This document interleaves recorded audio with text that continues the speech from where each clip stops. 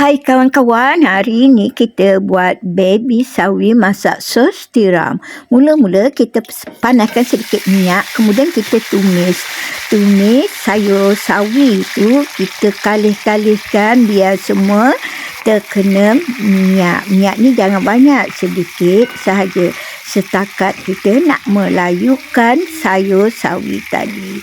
Okey, agak-agak dah layu tu bolehlah kita masukkan sedikit cube ayam. Jangan banyak ya, sedikit saja sebab cube ayam tu kan dia masin. Okey, masukkan cili besar berwarna merah dan bawang putih. Bawang putih tu hendaklah dicincang halus-halus. Kemudian masukkan 2 sudu besar sos tiram.